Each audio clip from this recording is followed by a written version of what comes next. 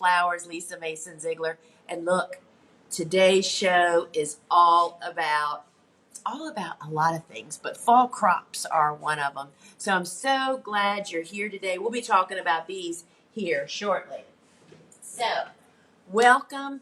Today I'm going to be demonstrating our commercial soil blocking tools as well as the hand tools.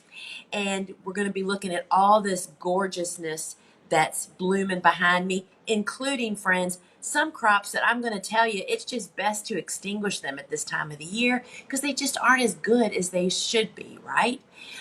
So we'll be looking at that. I do a drawing, and remember that's only for in-app viewers.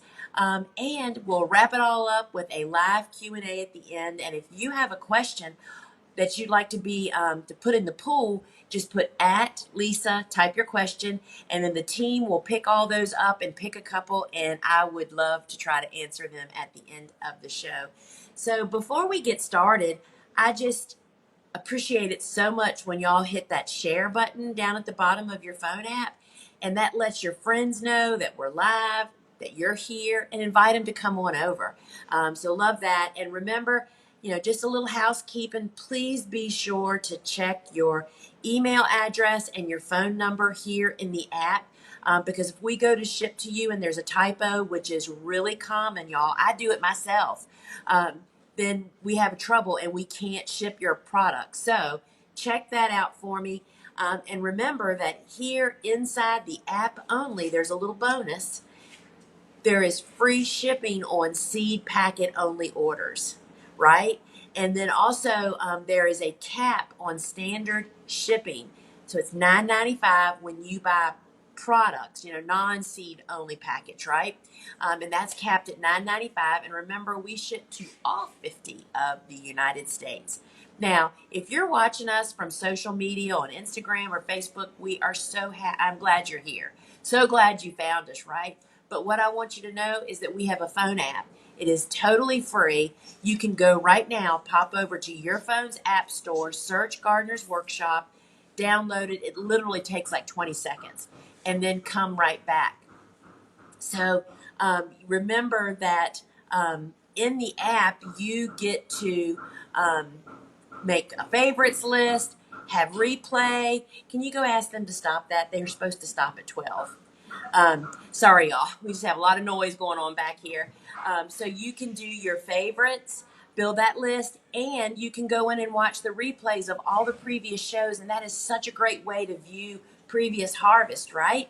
And a really fun part of this show is when you're in the app, you can participate in the comments with other viewers. And there's always lively conversation over there.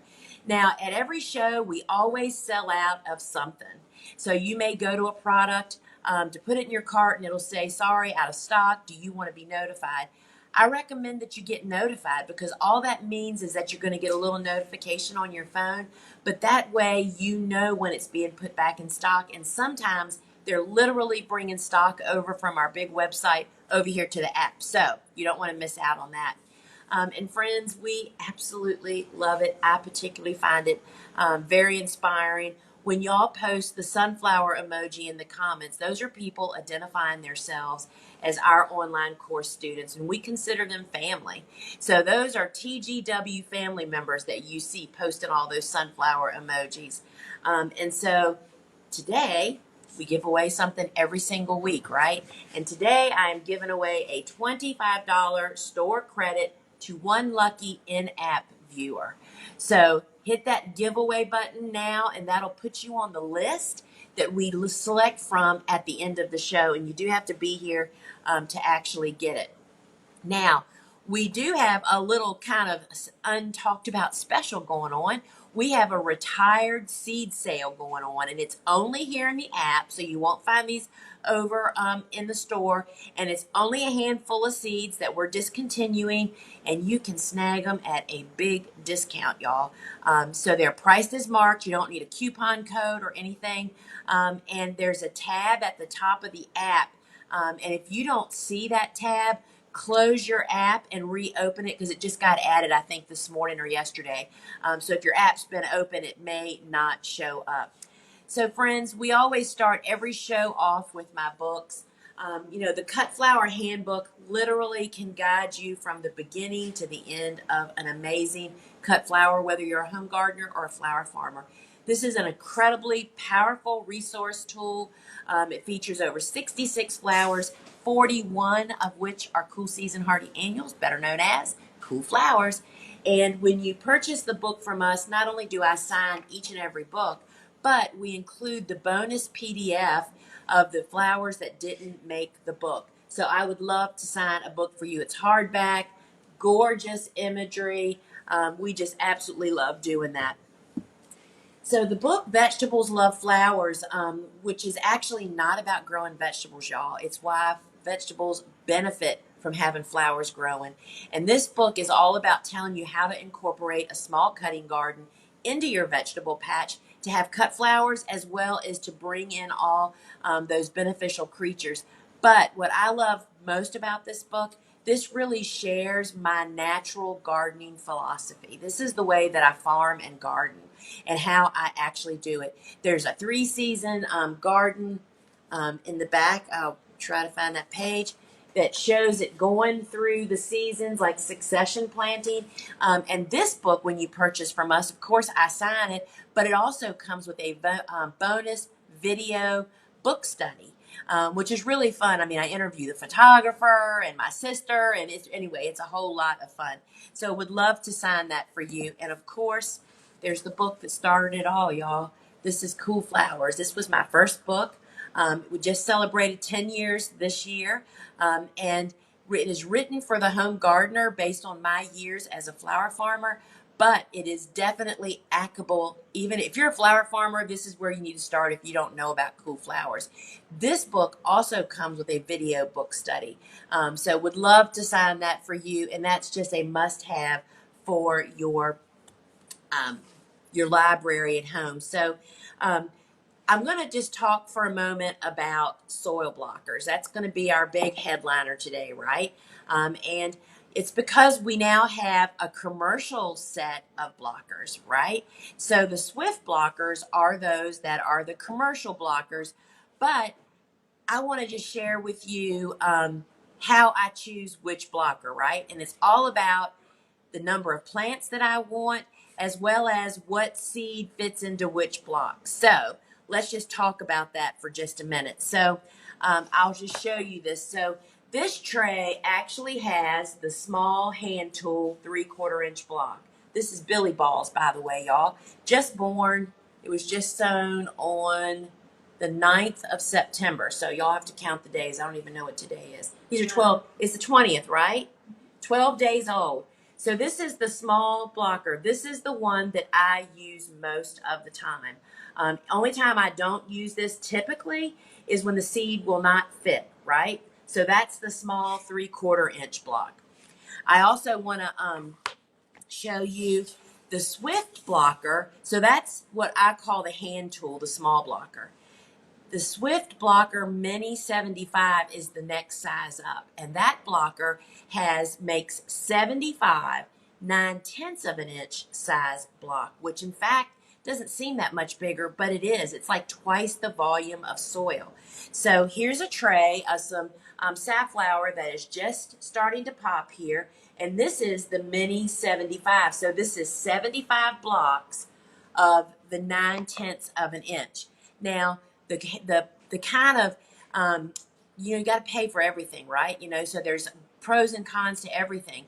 So the Swift 75 is quicker. You can make 75 blocks really, really quick, but only 75 fit on that same size tray. With the small blocker, 100 fit there. So it's what's significant to you, efficiency or number of plants. So you kind of have to choose that. In addition to that, the Swift Blocker Mini 75 block is just a little bit bigger, right? So it gives you a little bit more wiggle room on watering, and the plants can stay in the blocks a little bit longer. Stuff like our rooster peppers, which you're going to see today in our lineup.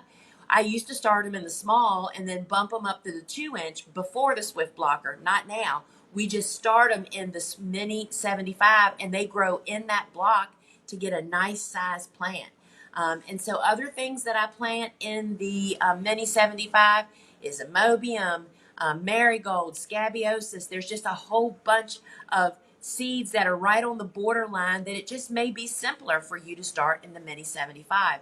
Now, the Mini 27, which is the other commercial blocker, makes 27 of the 1.5 inch size blocks. So that's the next size up. So we've done 3/4, we did 9/10, and so this one is 1.5 inches. And this is really great for sowing sweet peas and sorrenthy and calendula. You can even do salvia cuttings in it. I start ornamental kale in the Mini 27 because I put 3 to 5 seeds in each block, right? So there's a lot of great uses for that one. And then the last size that we have is the hand tool 2-inch blocker. So let's just say you're a small grower or you're a home gardener. You don't need the Mini 27. You don't need 27 of anything, right? That's in that big seed family. But we use the 2-inch large blocker, which you're going to see me demonstrate all of these in just a moment. And that's what we use when you need fewer plants and you have a large seed, right? And also you can use that to bump up the 3/4 inch up to the 2-inch, which I rarely do, but when I do it, it's incredibly important. Eucalyptus, tomato plants, pepper plants, right? So it's really useful for that. So we're going to do the demo next. But before we do that, I just have 2 more. Y'all, we have so many thriving babies here right now. I can only pick 4 trays. So I've already shown you 2. I wanted to show this. This came off the heat this morning. This is the 3/4 inch block, and guess what this is? I get questions about this one all the time. This is scabious. And you move from heat to light when 50% of them have germinated. And here you go. So literally, that's why they're white. They haven't been under grow lights yet. So that is the scabious. And then the one that we often get questions about, here are snapdragons. This is the Chantilly mix that is growing in the small 3/4 inch block. So I just had to share. We have so many babies going on. So now I'm going to demo the blocks for you. So I'm going to start off by using our small blocker because that's the one that I use most frequently. Now this is truly what we call blocking mix. We don't use regular seed starting mix. Seed starting mix in containers actually, so let's get a little bit of an adjustment going on here. Oh, that's not how I see it. Yeah. So stand by just a minute, y'all. It takes just a second. So the blocking mix is really dense. Most soil blocking seed starting mix is very light and fluffy.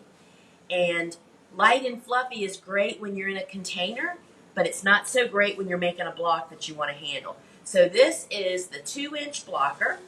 And I am just pushing it down into this blocking mix. Now, the blocking mix is available ready-made, and also we have the recipe for you to make it at home. This, in fact, is a potato masher, and that's what you use to strike the bottom off, just to make it flat. And we always use trays with no ridges, and it's flat with no drainage holes. Place the blocker down, give it a squeeze, and they pop right out. And then I would sow a seed into every size. So the blocker that I spoke about is the Mini 75, and I'm going to show you how I make those. You can take that away for just a minute. And I always put gloves on for this because I've tried this a lot of different ways, and this is the most efficient. And I'm going to try to do it efficiently because let me tell you what happens. If you do this super quick and dump a lot of soil along the edges, you can't really clean that out because of the sides of the blocker blocks that, and then that's going to be a problem for the whole time that you're watering seedlings here inside. And certainly it's amazing how much talking slows me down. I always pay really close attention to the edges and just make sure everything gets enough soil pushed in. And I always wear gloves for this job because it's just easier to peel off your gloves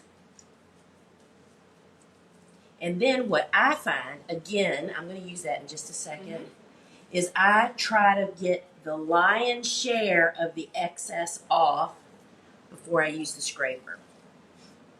And so this is the cedar scraper. And I can't tell you what a great job this does and just makes it super easy. And you don't have to be perfect about that. You're just getting the excess off. And here's a little tip. You can actually sow surface sown seeds, which is the lion's share. We're talking snaps, celosias, basils, lettuces, all of them. You can actually sow them using the cedar on here before you push it out. Because when you then do this, kind of pull up, friends, look at that. How amazing. And you just firmly seeded those seeds that you would have sown before you made the blocks, and you're done. That's why the Swift Blocker is more efficient. It's just less steps, and you can go really fast. So that is the Mini 75 that makes 75 of those 9/10 blocks. Now we're going to go up to the large seed for the small grower and the someone that just doesn't need a lot of plants, right? Again, I'm using my potato masher, y'all, to gather up a lot of soil. And what you'll soon figure out when you start using the larger size blocks, they take a lot more blocking mix. And I have just found it, not only time I use the larger blocks is when I absolutely have to. And that is purely because of space constraints and soil use.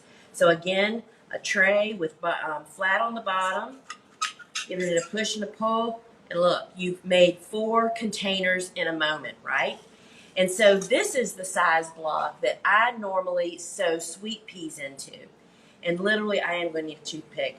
I literally drop the sweet pea. Oh, that might work better. Drop the sweet pea seed into the little hole. See, it makes a dimple to receive the seed. And then, see, sweet peas need to be covered. So you just literally push the sweet pea down further into the block, and that creates the darkness that it actually needs. How quick and easy that is, y'all. Pretty amazing, right? Now, the other Swift Blocker is the Mini 27. And that makes 27 of these 1.5-inch blocks. So that's a little bit smaller than the 2-inch block. And I really use this one a lot. I really like, you know what else I used it for this year is I planted my beets in this and put multiple seeds in each block.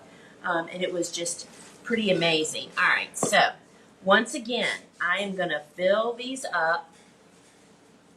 And you just really, this really takes a lot of soil. Sorry, y'all, my head just hit the camera. And you have to really pay good attention to the ends. After you've made this, and here's the best thing, y'all, this is like painting.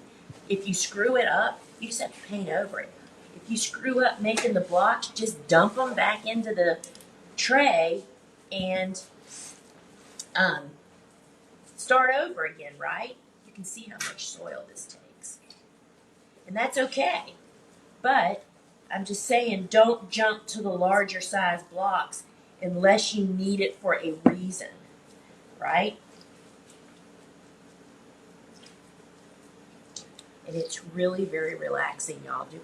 There's a reason children love to play in mud. Okay, we're going with this. And again, I just scrape the excess off to minimize the amount of oozing on the sides.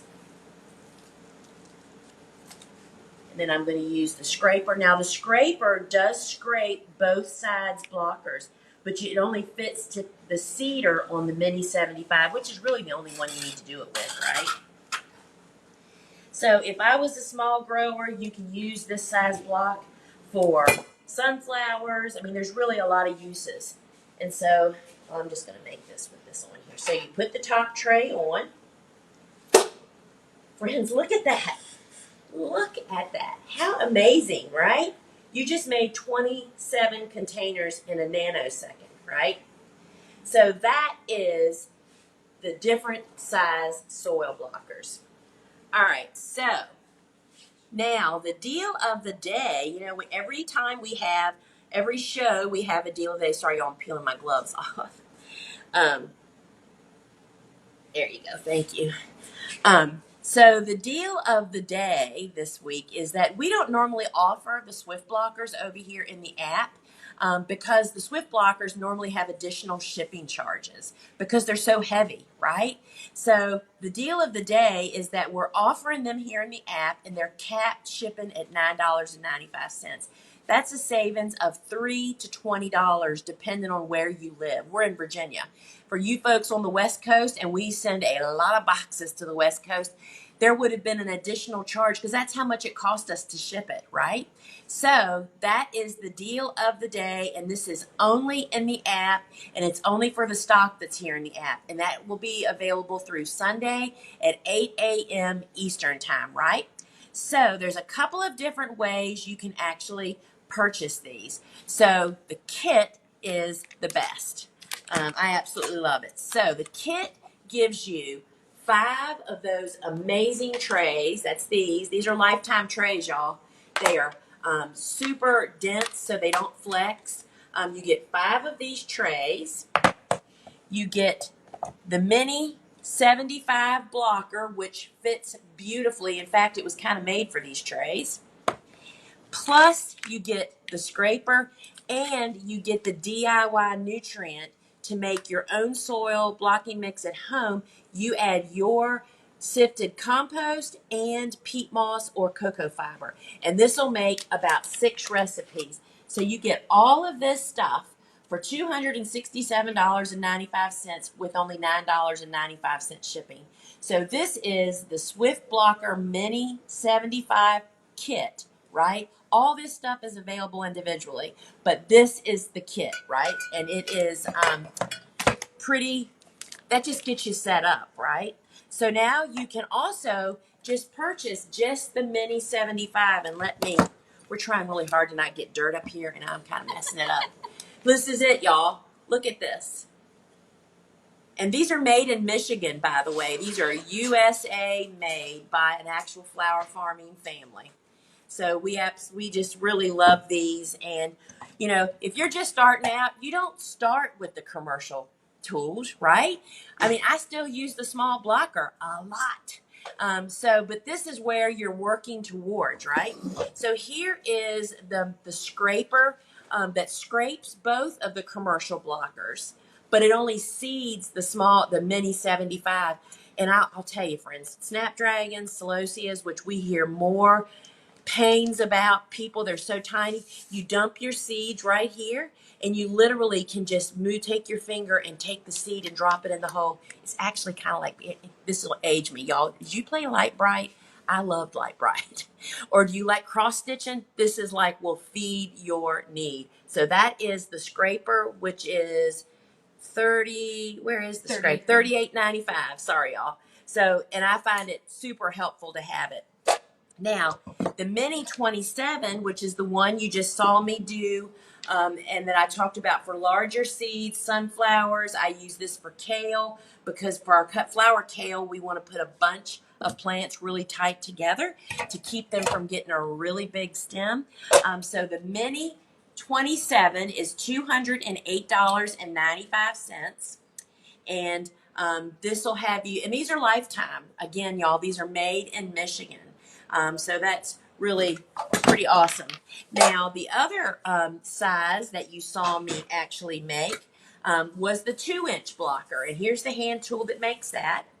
And this is, so we have the large blocker with the inserts. Yeah. So they're coming together. Oh, so we have the set in here today, y'all. We don't normally do that. So the large blocker, which comes with the nipple, where the nipple's not here, but it has a nipple. You have to pop them in when you actually get it. It's a little, and that makes that dimple that you saw me make. But it also, we're including with the set this week, the inserts that you literally pop in. You have to push kind of hard. There it is. And that makes the perfect size hole in the top of your block to receive the 3/4 inch block. So the set is $55.90, and that's you'll love that. I mean, I can't tell you how awesome it is to have the small and large blocker and the inserts. That empowers you to do anything. But to have that commercial size in between, especially when you start growing, you'll just find that it fits. Now, the small blocker, which is the most popular one that we've ever sold throughout our, since business started, and this is the kit that is a customer favorite. You get the small blocker, and we import these from England. You also get a bag of the ready-made mix. Now, this already has the nutrients in it, y'all. This does not need anything but your water added to it, right? And this will make about 500 of those small 3/4 inch blocks. So the kit has that.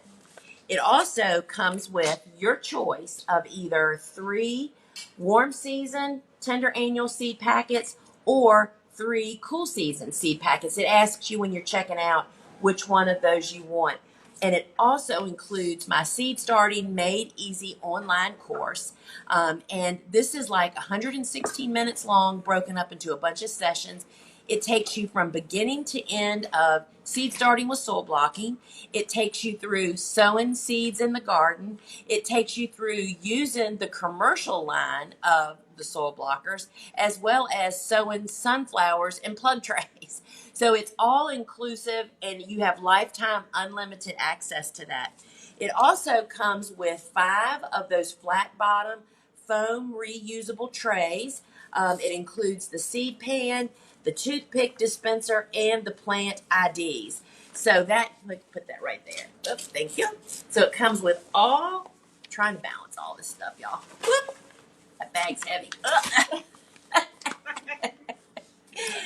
Yeah, so it comes with all of this for $89.95, and it only has $9.95 shipping. So let's just say you get this and you got a Swift blocker. You only pay $9.95 once, friend. You get charged one flat rate shipping fee of $9.95. So this has everything you need to get started soil blocking, right? So now, if you're the person that wants to make your own blocking mix at home, we got you covered there too. This is called our DIY mix, DIY kit. So it comes with the small blocker. This makes 20 of the 3/4 inch blocks. It comes with that aluminum seed pan, which couldn't live without these. There's no static electricity in this, y'all. Makes sowing your seeds so much quicker. And it comes with the DIY nutrient mix, which is powder. It's green sand and rock phosphate powder. And you add your peat moss or cocoa fiber and compost, all that's been sifted. We even recommend sifting our ready-made mix, y'all. All seed starting stuff should be sifted. And all of this comes together for a kit for $49.95, so you can make your own blocking mix at home and you're set up to start soil blocking. Now, you can purchase separately the soil blocking mix. Again, we recommend sifting all. When you're using living soil, we don't use sterile soil at all. When you start using living soil, which means it has compost in it, there's going to be chunks, and peat moss has chunks. Chunks, think about those small blocks. So we recommend sifting it all, even our ready-made mix. This is $15.95, and it makes about 500 of those small blocks. And it just really is very dense and super heavy because it's not fluffed up like most soil mixes are, because they go into containers. It's totally different. Now, we made this incredible soil set because so many people do soil blocking, right? And so let me show you the stuff in here. This includes our toothpicks. Toothpicks, that's how we sow most of our seeds, right? It also includes the fungus gnat fighting kit, which is the yellow sticky traps and then the bits to go into your watering can. I put the watering can bits every Wednesday. My watering can gets bits in it, right? It also comes with that seed pan. You can never have enough of those. And it comes with the DIY nutrient that you only need to add to the soil that you make at home. Our ready-made does not need this. And here's the best part of it, friends. This is the sifter. This fits perfectly on the top of a 5-gallon bucket. I mean, it makes no mess. I recommend doing it outdoors. This is a great winter project. Buy a bale of peat moss, several bags of compost, and just sift all your product that you're going to need to make soil. Store them separately, and it's like baking a cake. You just scoop out what you need for the measurements, and you're ready to roll. So you get all of this, and piling it all back in here, y'all. This is $58.80, and it's all available separately here in the app, but you can get the set with a little savings, and that'll just help you getting your soil. All that dusty soil stuff, y'all.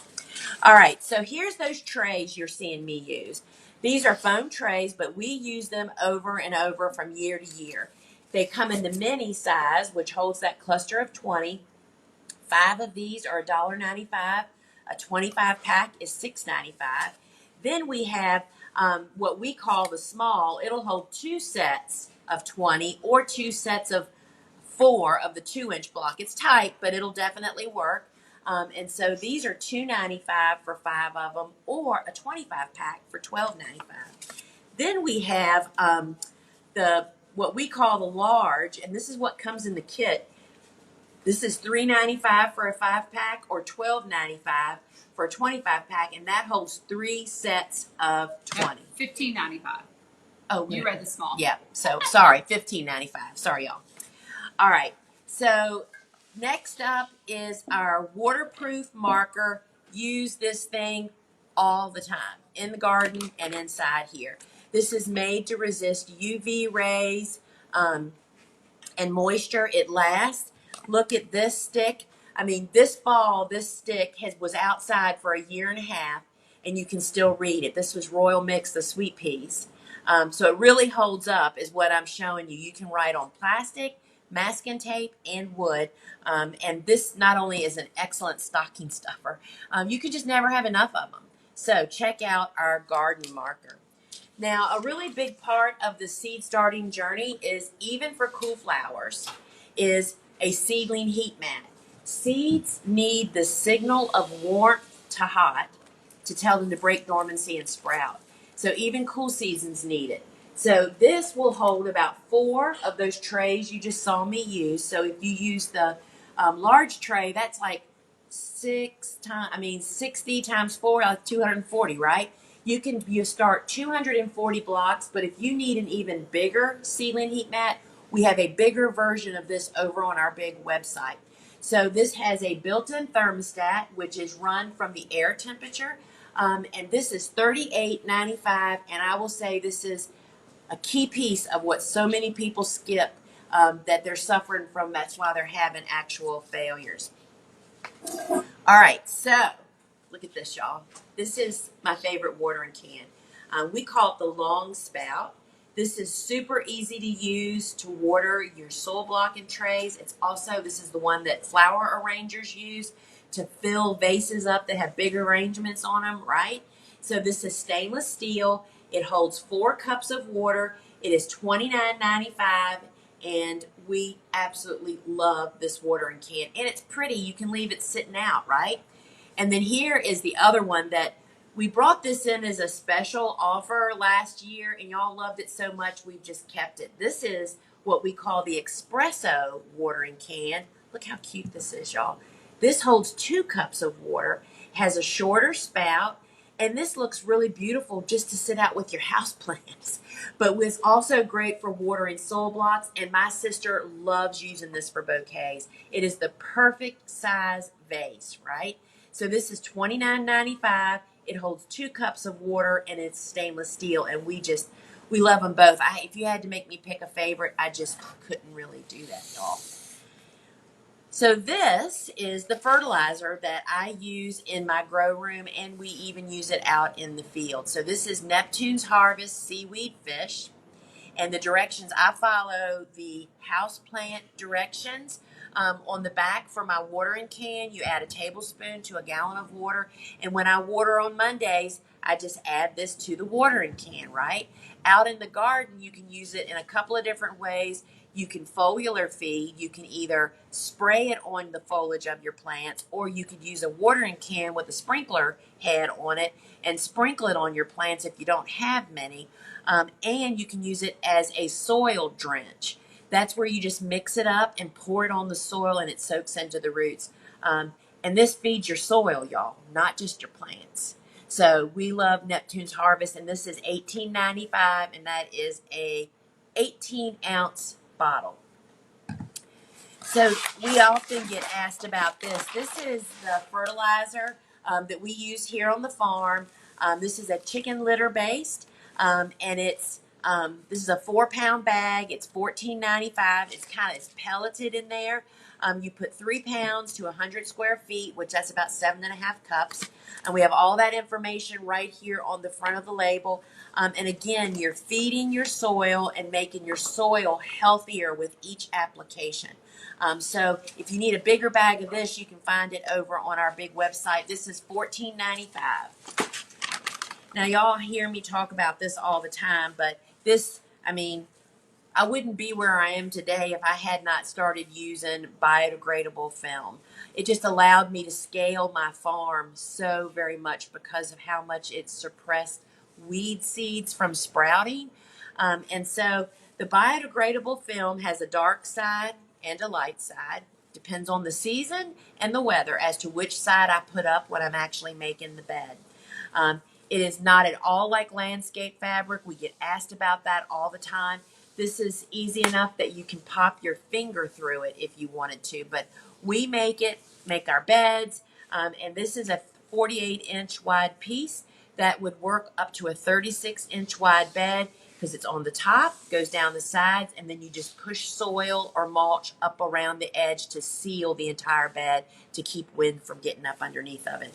We actually use this in the fall. We make our beds. We're getting ready to do it with black side up. Now, it comes in a couple different sizes and packs. It comes in a 50-foot piece as a single piece for $24.95. It's 48 inches wide. Or you can buy a 6-pack of the 50-footers for $119.95. And I just can't emphasize enough how much labor savings and how much it suppressed my weeds using this. Then it also comes in a 100-foot piece. We just started offering that recently, and a 100-foot piece is $39.95, or you can get a 3-pack for $110.95. And there's videos on the product that you can watch showing how we put it down by hand for years before I got a tractor. I use it on a tractor now with an implement, but we laid it by hand for a really long time. So another awesome tool that I use is insect netting. And this is insect netting. It kind of looks like row cover, but it's very, very different. It does a different job.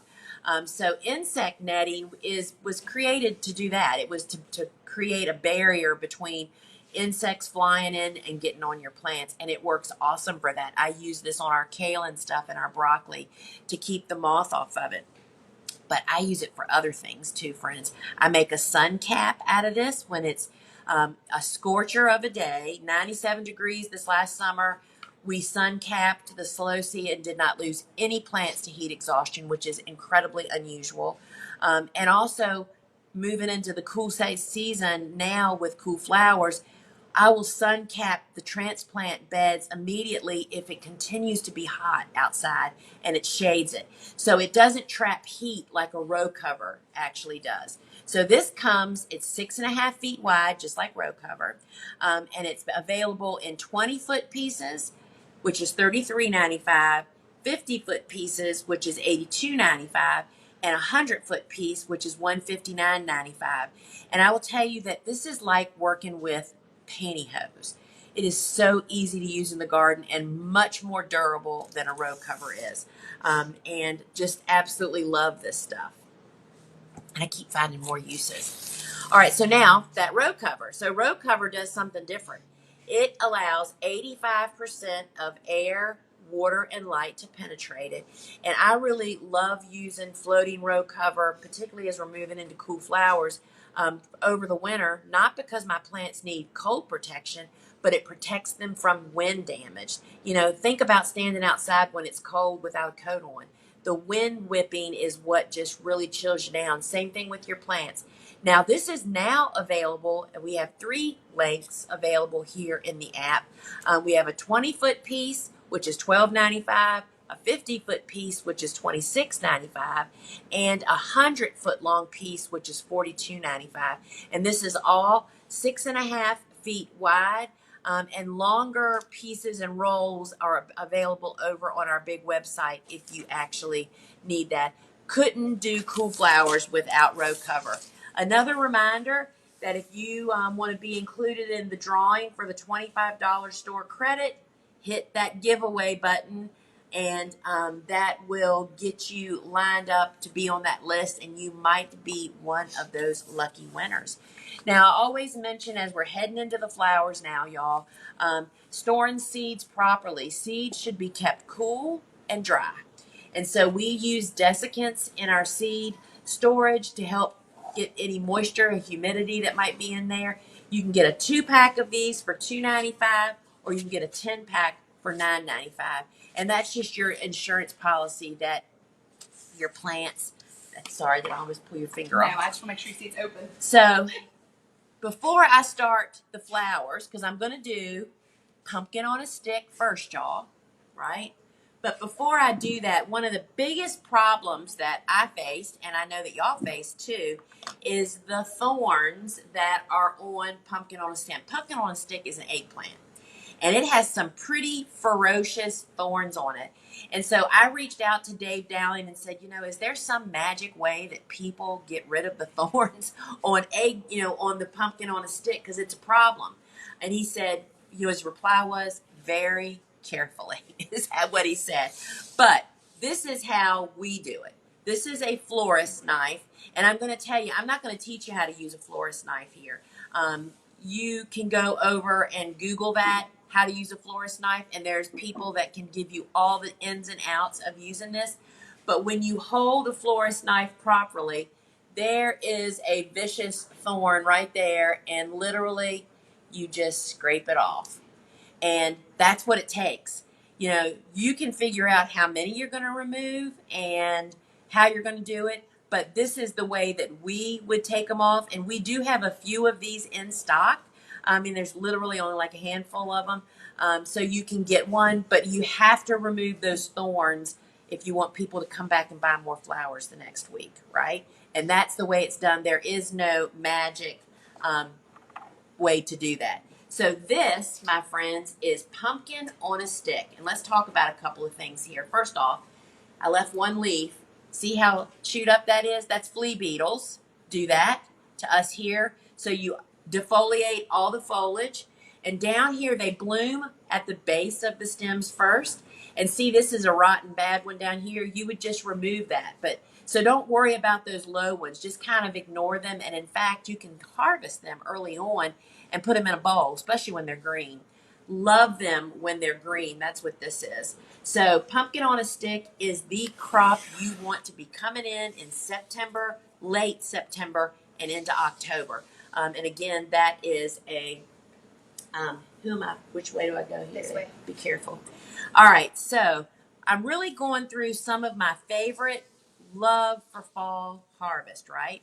Now, the next one is, y'all know I just absolutely love these gourds. I cut these this morning, many of these really dark ones. Little wooden bowls of these, tablescape potentials. These are pretty amazing. The spinning gourds are super easy to grow, and you don't need to plant but 1 or 2 vines. They're very productive. And then as they dry, you can harvest them dry or fresh. This is dry. And then you can make all kinds of cool stuff. Look, Susie made ghosts to go on our tree last year for Halloween. So it's got an endless opportunity for winter crafts. If you've got kids, that is super fun to do. So spinning gourds is really fun. And then this is a cool flower, y'all. This is Tweedia. And, it just won't stop blooming this year. This was planted in the very early spring timeline. And you can get on the wait list for the seeds. And so we're trying fall planting this year again with more protection, but I find very early spring really does great. And look at that blue color. It is really beautiful. And I want to show you one of our basils. I've heard from so many people about diseases, and you can see that we also, you might or may not be able to tell, there's all kinds of spots on these leaves. There are several. I mean, there's gray spot, there's bacteria spots, there's, I think it's called gray mold, and there's, what was the disease we said? What was that? I told you she'd ask you. I forgot. I'm sorry. Foo something. Yeah. Fusarium. So there's all kinds. Fusarium. Fusarium. There Yeah. it is. And so there's lots of diseases, and they actually, lemon basil is definitely susceptible to that. So we get it great all through the summer, but when fall starts, it starts to look a little yucky, and the time you just pull it out and get rid of it, y'all. But diagnosing it by sending your plant some foliage to your extension agent to let them find out exactly what you're dealing with is the only way to figure out if you can prevent it and what your rotation should be. But lemon basil, I couldn't resist sharing that with you guys. So that's not usable, but that's what it looks like. Of course, hairy balls is a great fall crop, right? And this is the stage I prefer to harvest them in when they're smaller and greener. Once they start to get that burnt kind of look, not burnt, it's like they've got a bronze look to them. In my book, they're too old. That's like selling an old flower. So this is the seed pod. It's called Gumpacarpus physocarpus. It's very well known in the cut flower industry, and it is tons of fun to grow. And it's a monarch hosting plant as well. And of course, our hyacinth bean vine is loving life right now. So this is growing on our tunnel. I call it Jack and the Beanstalk because literally it'll grow a foot a day. It does not reseed very much for us here, so it's not really aggressive that way. It gets winter killed, but it grows and the bees love it. So if you're looking for something for your native bumblebees, this is a good one. So this is what it looks like. The flowers, they only last about a day, and then they start developing. You can see all these different stages. So look at these little baby beans, and then this, and these bean pods will fill up. I mean, they are edible beans. They'll get big lumpy beans just like a snap bean does. These are amazing for fall tablescapes. You can lay these on the table. You can use them in cut flat and mixed bouquets. This is super fun to grow. And again, they just really come into their own at this time of the year. So that is hyacinth bean. Now, this is one of my favorite grasses, and I'm not sure how well y'all can see this. This is Frosted Explosion. And when I cut this is too late to harvest. This is how it should look in your customer's home. You cut it as it's just coming out of the leaves. But when this has dewdrops on it, and you can see it's got these teeny little seed heads, and they aren't even really seeds, but there's a reason it's called Frosted Explosion. This is absolutely, customers love this stuff. We grow this actually from the beginning of the season all the way through, but it is a great addition to your fall offering. Now, eucalyptus is made for fall, and I cut these this morning, and I did not cut, I wanted to just kind of show. This is the central stem that was out in my garden, and I cut the top of this off a couple of weeks ago and made flowers for y'all to see. But I just want you to see how many, look at all, this is a stem, this is a stem, there's 1, 2, 3, 4, 5, 6, 7, 8, 9, 10. This is a bunch of eucalyptus, right? And this is silver dollar, which is just the bigger, most frequently seen eucalyptus. Totally love this one. And so this is my favorite go-to. This is parvula gum. And I love this one because it's a little bit different colored leaf. It's more green, like winter green, you know. And the leaf is smaller. And I haven't stripped this. So and depending on what you're doing, this could be usable, right? I mean, you don't want to throw away a drop of eucalyptus, right? So this is parvula gum. And then this, I just love, and this doesn't even look, this looks so different, right? This is polyanthemus. And the leaf is totally different.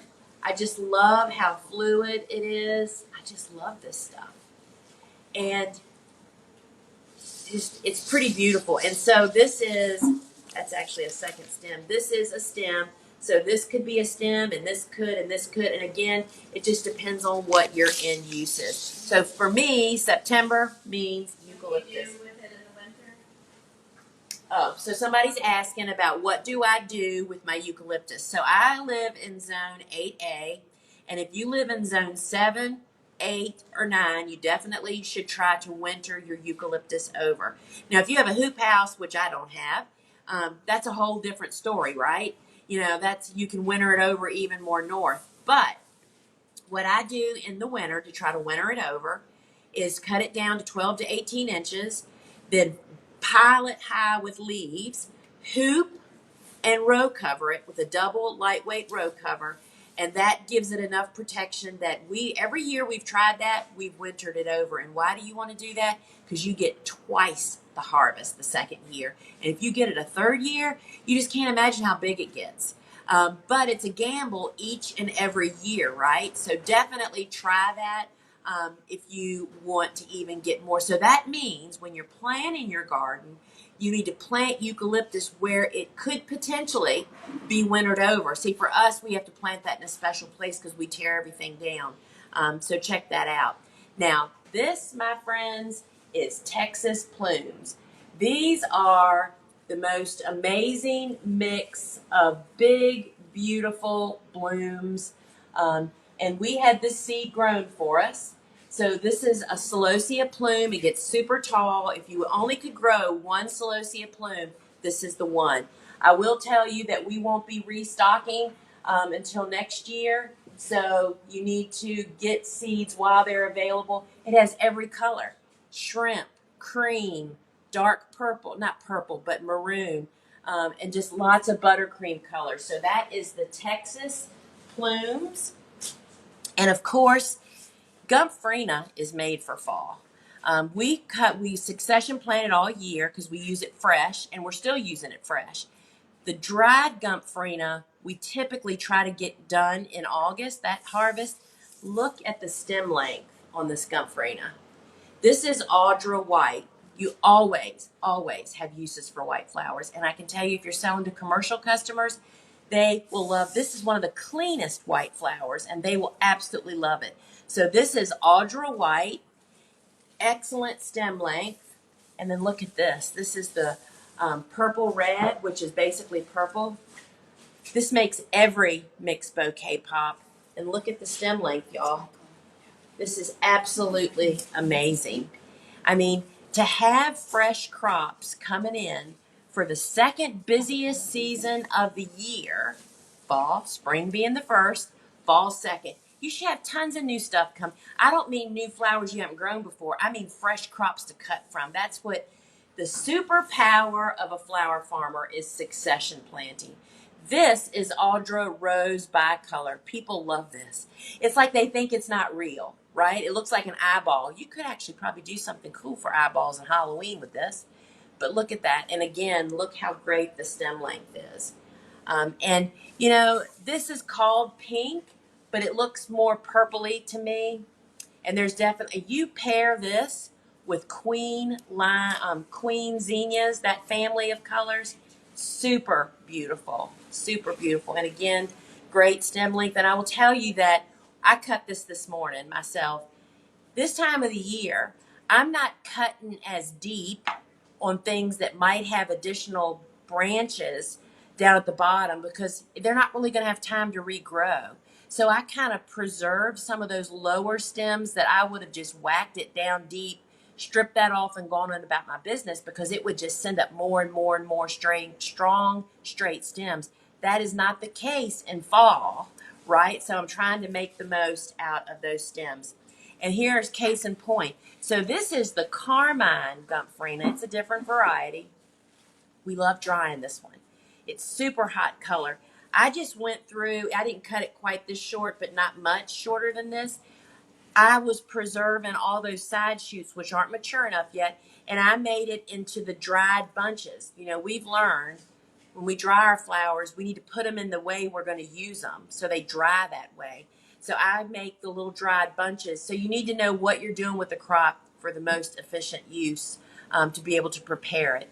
So that is carmine, which is just a great color. So this is Chief Persimmon Coxcomb. Look how big this stuff is, y'all. It's almost, I'm sure this is as big as my brain right here. Oh, we have two. There you go. Look how gorgeous. Oh my gosh. It is as big as my brain. We have confirmed that. Y'all, this is so beautiful. And you know, orange is my favorite color. How much orange coxcomb do you think you can grow in the fall? Well, we're about to find out, right? So this is persimmon, which is the deepest color of orange. And this is the Queen Improved. If you could see it in person, you would see that this is much softer color than the persimmon is. Look how gorgeous and just as huge. Again, having a fresh crop to cut from, it's just pretty dadgum amazing. And then this is Crystal Beauty. This is blush. How beautiful is that? And incredibly productive. And you should get on the wait list for that if you're at all interested. And then here's another one that we had the seed actually grown for us. Oh, look, there's a stink bug. I'm going to take care of that right here on the show. Everybody stand by for stinkiness. So this is Jura Salmon. We had this seed grown for us. And so that is limited availability. But this is truly salmon. Look how gorgeous that color is. Really, really. And yes, I grow all of these different ones, especially if you're selling to florists and event designers. Yes, you need all those colors, right? So this is the Higyoku. That's the dark colored foliage, red stem, deep red. How beautiful is that? It is, and these are huge too. Look how big they are. I think my brain's bigger than these, y'all. They're laughing. All right, now the universal color, which is gold. You can use this all the time, right? This is really, really beautiful. And again, it is supersized. To me, this is the perfect size right here to use in bouquets. But commercial customers and people at markets love getting the big brain flower, they call it. Super beautiful. Then this is the, I always say it backwards. It's orange red. I always call it red orange. So this is the most productive coxcomb that I've ever grown. Some of this has just carried us through our supermarket bouquet programs. Not as big. It was when it first started out, but this just keeps branching and branching. It is really, really beautiful. Oh, yeah. Yep. Look at this, y'all. Kramer's Mix. This is the coxcomb that was hybridized by the Kramers because they used to sell to the New York flower markets, and dried flowers were huge, right? So Mr. Kramer really selected this for its drying qualities. There's green, rose, and dark maroon. Really, really beautiful. Totally love that. And then I told you I was going to talk about some of the crops that maybe you need to think about. Maybe you shouldn't be dependent on them in the fall. And that is zinnias, y'all. So the zinnias are still okay. They're very predisposed to disease. And they just aren't as big and gorgeous for us here in Southern Virginia at this time of the year. So this is one of those crops that you're thinking maybe you should have something else to come in or maybe not. I'm just saying. So this is Benary's Giants, and they are available in the mix that you're looking at as well as all in individual colors. And we just had big rain event here, so ours haven't recovered yet. So this week I'm really feeling like I want to get rid of them, but I should wait 2 weeks after the rain to see what happens, right? So those are Benary's Giants. Then this are the Queens. So this is the Queen Lime Mix. It has a little bit of everything in it. And again, just our volume's down because of the rain. These were made for fall. If you can keep them healthy enough without disease and things, these are really beautiful. I mean, these will go with, just think Victorian colors. It's just really gorgeous. And so this is the flamingo feather, which is a plume, celosia, and it starts off like a blush color. We really love this one. And it's a spicata. It's different than most of the other plumes. It's got a narrower plume, but boy, is she a beauty. All right, friends. Now let's talk rooster peppers. So I'm first going to show you the big picture. So these are rooster peppers. Now, rooster peppers is a variety. This particular variety was selected for its cut flower qualities. And I'm going to show you what that is right now. So I did not, all of these I stripped pretty much out in the garden. But this is what's special about this variety is that you can literally strip it very differently than what is accustomed to when you grow ornamental peppers. The foliage is up and right below the actual fruit. I did pick the hardest one to strip. I do this out in the garden so fast you wouldn't believe it. For a crop to be really profitable for you to grow, it means you have to be able to prepare it, condition it, whatever it is you're having to do, extremely efficiently, right? I can remember talking to Gretel of Sunny Meadow about peppers, and she said, we just don't hardly grow them because they take so long to strip. But there you go, friends. Oh, there's one. These grow with the fruit rising above the foliage pretty much so that you can just strip them out in the garden. Now, when they're green, they're great, but when they're red, this is where people make tons of wreaths out of these using them. So this is them turning red, incredibly useful. I mean, if you do fall farmers markets or festival type things, this is a crop that could be very significant for you. Now, for say that again. No. Well, they'll age. So somebody asks, will they turn after they're cut? I've never aged out a green one. Sorry, y'all. I've never monitored that. They do continue to mature. I would guess they'd probably start to shrivel. But I will tell you that green is incredibly valuable to florists. Look at the length. I didn't cut all of them. This one I left tall. I mean, this would be a high value crop, y'all. How cool is that to put into an arrangement? Because I can tell you the first thing everybody asks us, what is that? You know, I mean, it's just really, really cool. So rooster peppers we had grown for us, the seed. And so you need to hop on that if you definitely want some. You can cut them green and use them. You can allow them to stay in the garden and turn red, dry them. The person that I got the seeds from, Kathy Jones of Periwinkle Flower Farm or Farm in North Carolina, said it's a cash cow. They make wreaths all fall long out of them. And so, friends, what would fall be without marigolds? Now, these colors are all available separately here in the app. Look how we love cutting them while they're still green in the center. They're just, don't let them get bloomed out. They're going to continue to progress. This is how you want to cut them. These are just so very, very beautiful. This is like candy corn, y'all, right? And so here's more basil, and it also is starting to look a little peaked. This is cardinal. We love this one because it's got that dark flower in the middle that's a little flatter. It's not like just a single spike. It's a great filler for fall if you can keep it healthy, right? So this is cardinal. Then this one is purple ruffles. And I will tell you that we grow it, because it's a nice dark color. But don't put a bunch of sticks of this in a bouquet. It makes the bouquet so dark.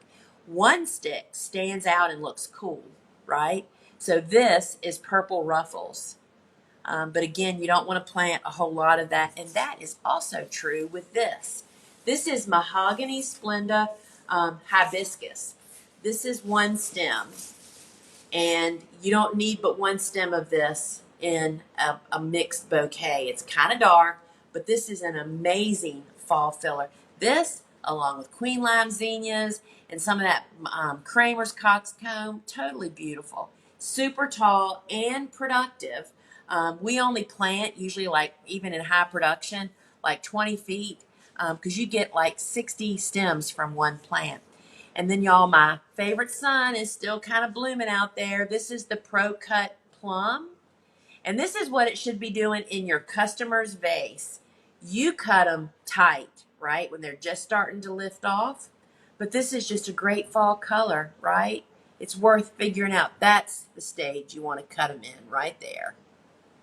They quickly go to all of this indoors, away from chewing beetles, and the petals just hold on longer. So that's plum, which is one of my favorites. And this one I can't believe, y'all. It's a cool flower.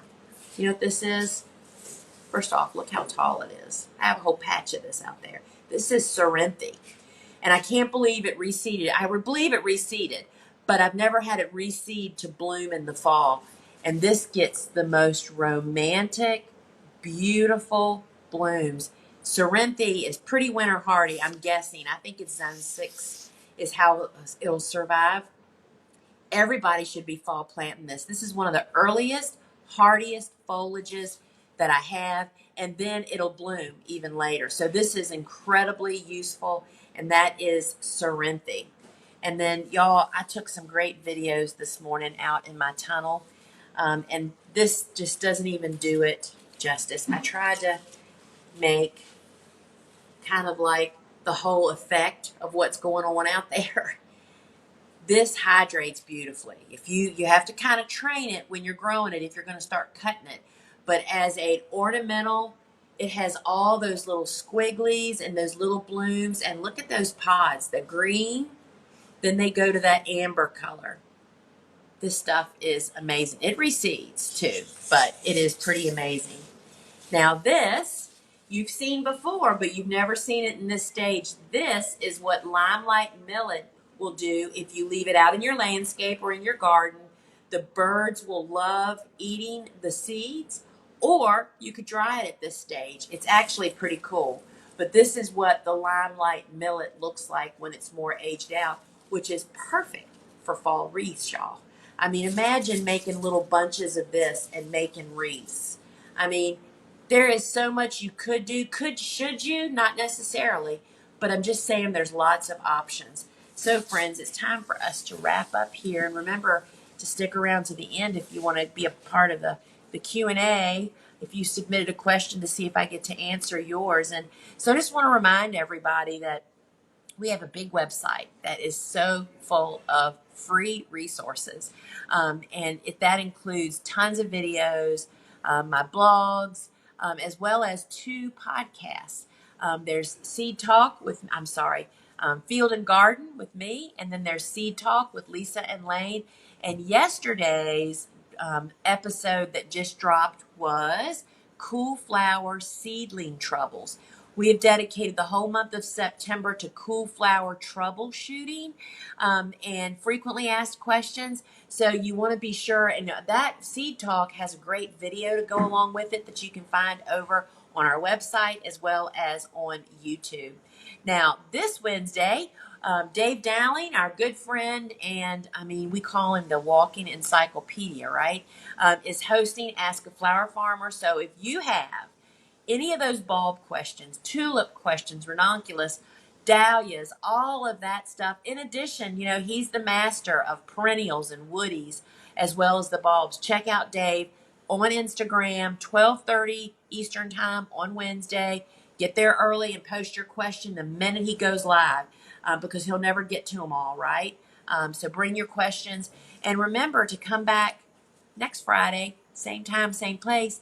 And next week, Susie Q will be doing her flower arranging, and we have a winner of our $25 store credit, and I hope it's you. And if it's you, I hope you're here.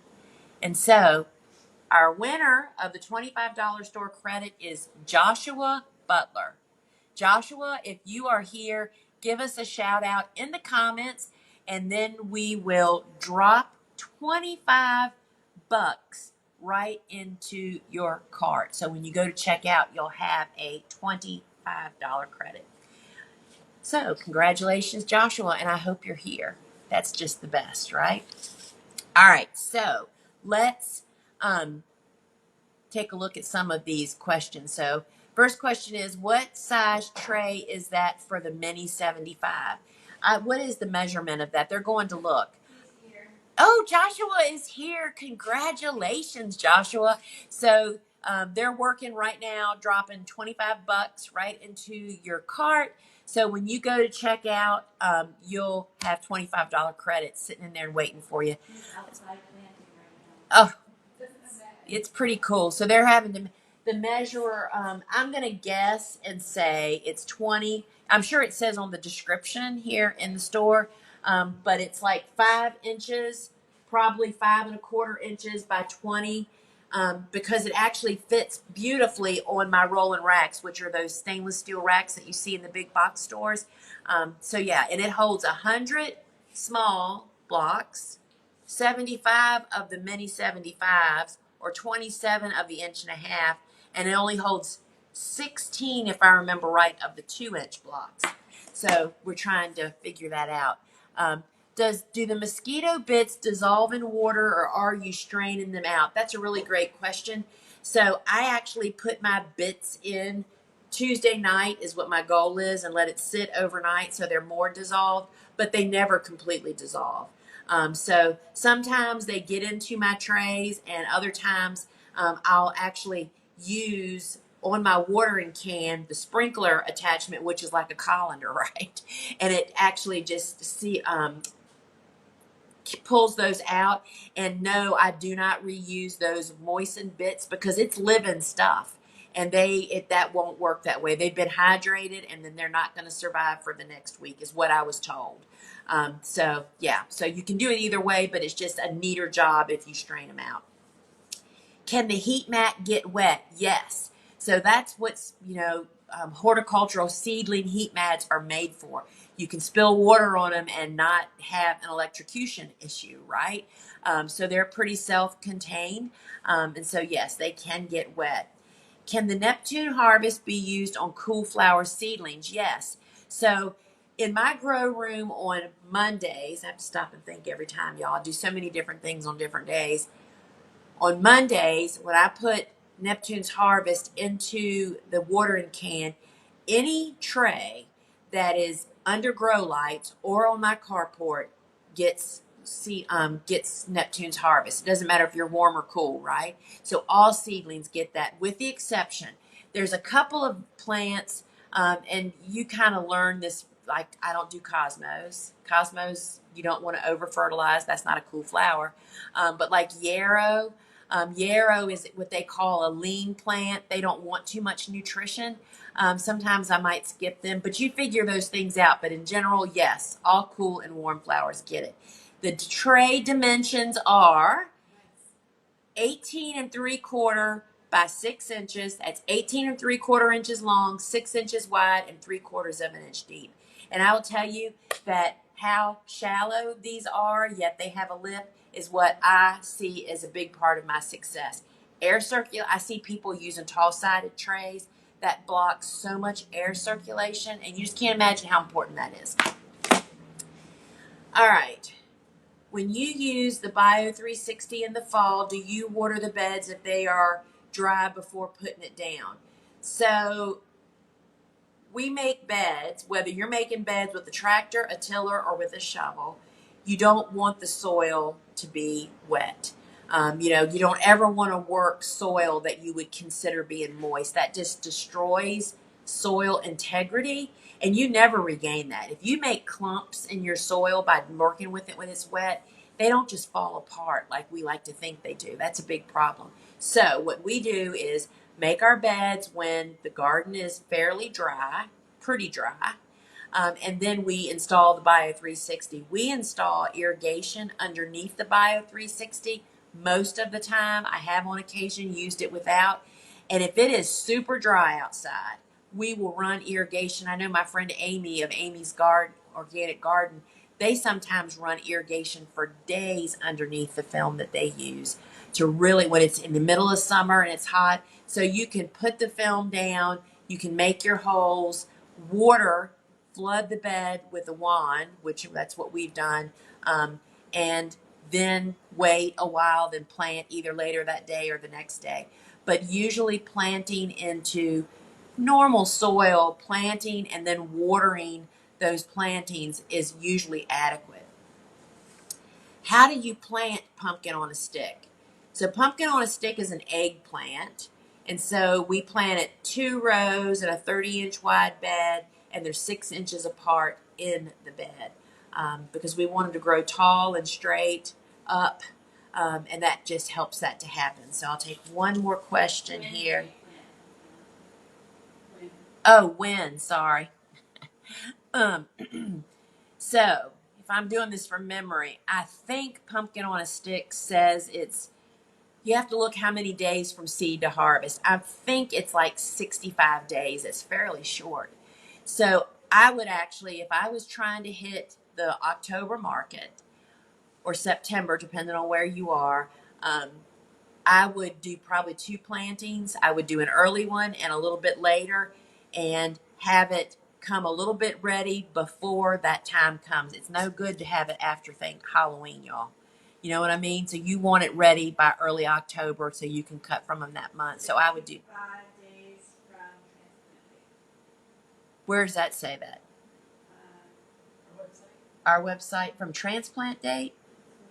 Huh. I think it's 65 days from seed to fruit.